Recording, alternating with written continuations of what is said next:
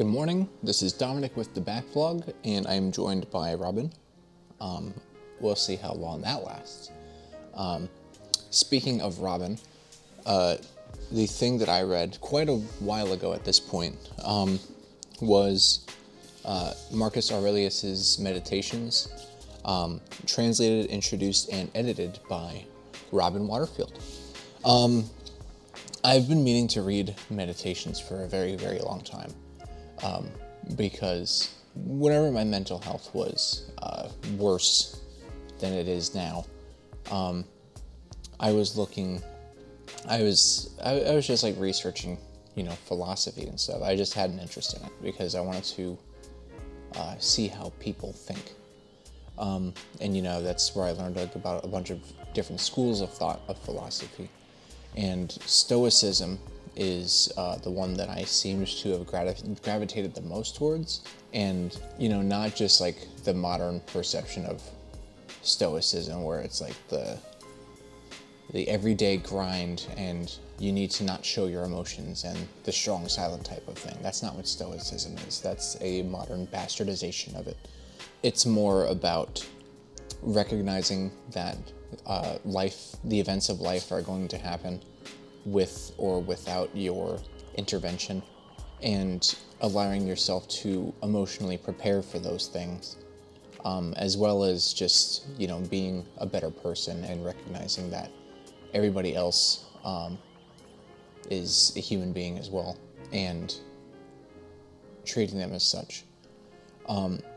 Meditations by Aurelius is an incredible way to get into Stoicism, or just like to think about the basic concepts of it, because what it is a Roman emperor's private journal, and it's not pretentious or anything. It's not like convoluted. It's just a dude like jotting down his thoughts, and it's like in a very humble manner.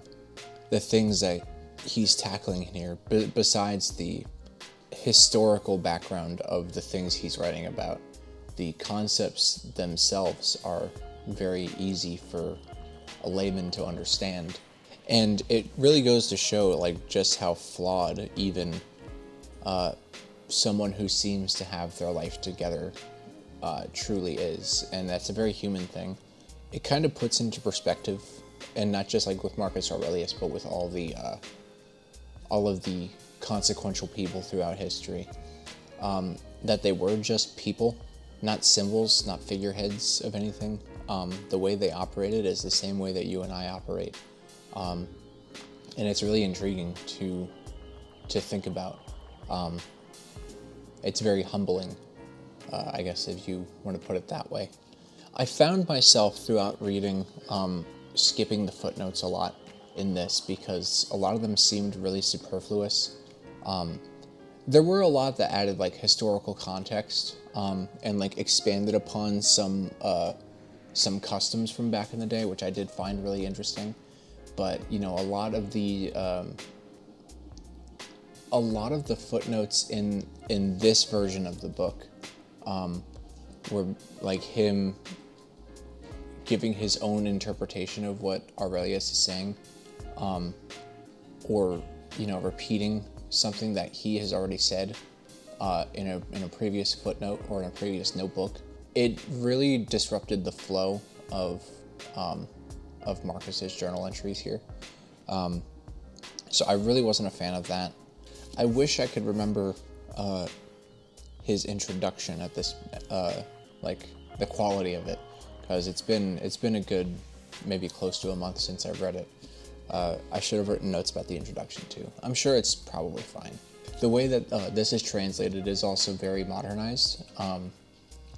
So it's not using like those ancient words like thou or thee or whatever. Thee spelled with two e's. Because whenever I was looking at some of the entries in here, like on Google or something for future use, the way that it was written was more archaic than the way it's written here. So I would be interested in like checking out those those more archaic versions. And I'm curious as to which one is the more accurate translation, but that's not really my specialty. And that's not really what I care much about anyway. I care more about the content than the way it's written. I don't know. Maybe I shouldn't do that. Another thing that I wrote in here, I think maybe because of the simple and modernized translations of it, I think that's probably what makes what Marcus wrote in here so approachable and like easy to understand.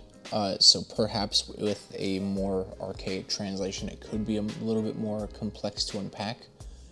But in this is a very approachable edition of Meditations. Another, like, and this isn't really a gripe, but this kind of goes back to the humbling, humanizing of public figures throughout history. But a lot of Marcus's ideas in here are repeated, just like Waterfield's footnotes. But because they're repeated, like, I can't really fault that at all, because this is essentially his diary, and it was never intended for public use. And I journal as well, and there are times where, like, I will repeat myself in a journal, not intending to, but not realizing that I've already said something. So perhaps that's what Marcus Aurelius fell into as well, just not being aware of what he's written already. But yeah, I really liked this. Maybe not Waterfield's contribution to it. So I will perhaps look for a different version of this at some point down the line, but since I've already read it now, it is no longer a priority, but maybe someday. But regardless, if you want to get into the basic principles of Stoicism and really start to think about your place as a human being, Meditations is a great way to start. Marcus Aurelius is by no means the progenitor of Stoicism, but he is one of the... I can't even say he's like really an early adopter of it, because by the time he wrote this, the concepts of Stoicism have been around for centuries at this point. I know there's I think maybe Seneca might be the start of the concepts of it. I don't really know much about Seneca though, other than what philosophy he taught. But perhaps I will someday.